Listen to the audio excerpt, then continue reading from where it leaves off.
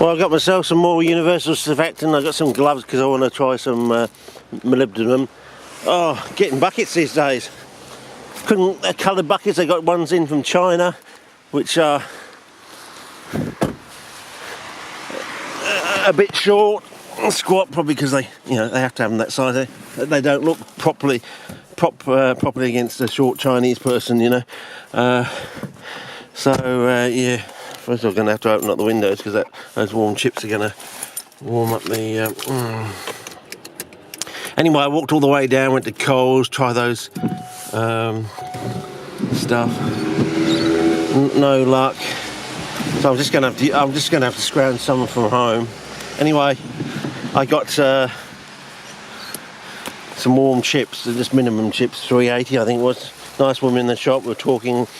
I said I like them soft, and she says she likes them soggy. That's her term for it, soggy. Soggy chips. So yeah. So just to warm up because it's just totally misty out there. So we got some nice warm. I'll just sit here. Yeah. So our Scrounge SMURF for some Schnapperhead fly traps didn't properly eventuate.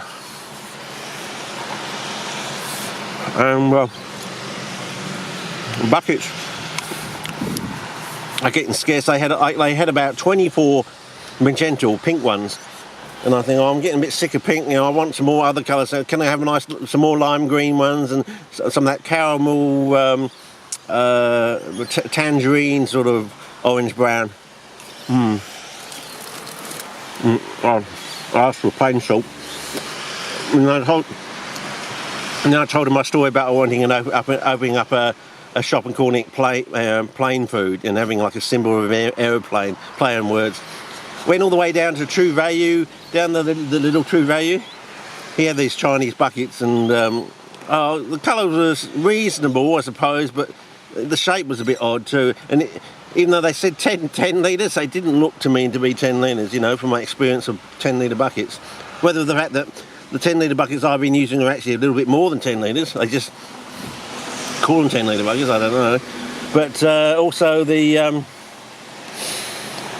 he said, I asked about fly traps. Oh yeah, by the way, I said to the woman in the Blackwood nursery has opened up again. They've had the new ownership for about 18 months, so it's opened up there. But I had to tell her about, you know, there's used to a bloke used to live local and used to, you know, send fly traps in once a year, basically, near Christmas time. And that's Ray Nash, I assume. He lives in Coromandel Parade. Now, this road here is basically confluent with Coromandel. I think he used to live at 99.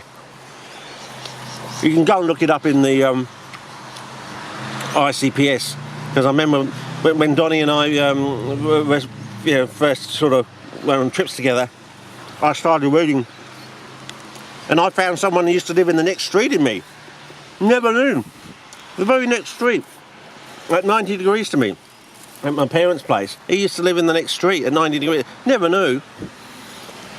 I mean, it was like getting a membership list out of some of these people was like getting blood out of a stone, you know.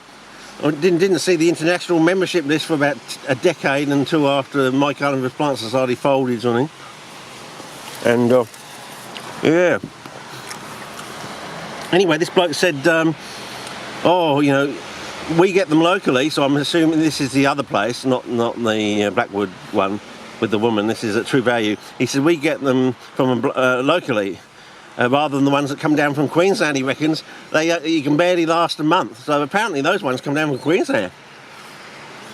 So I thought they were coming in from Victoria, but apparently maybe the Victorian people have someone up there who grows them up in Queensland or something. And apparently they only last... But I failed to tell him that, you know, oh, don't water them. The reason you should, you know, just sort of put a drip on there just to keep it damp, but don't let any drips come out the bottom of the pot.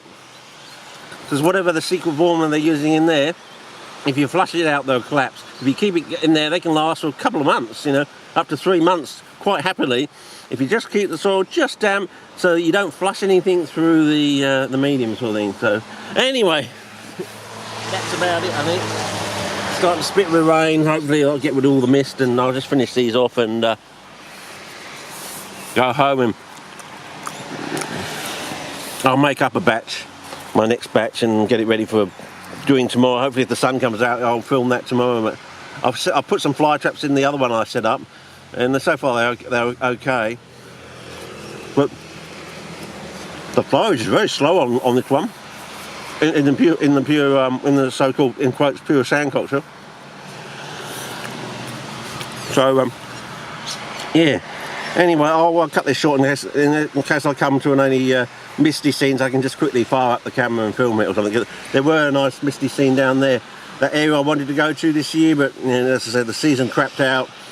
I was tempted to go and explore at the end, but you know, the weather's been, you know, been a bit wacky.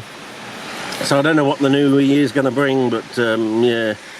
It could be massive bushfires across the eastern states. It could be the eastern states, people trying to suck the power across our interconnector.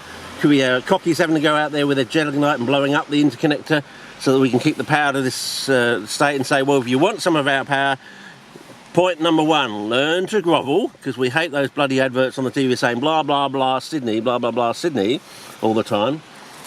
And if the big battery comes online in 2 weeks' time, oh, I was down there crossing at the lights because I didn't want to do any jaywalking.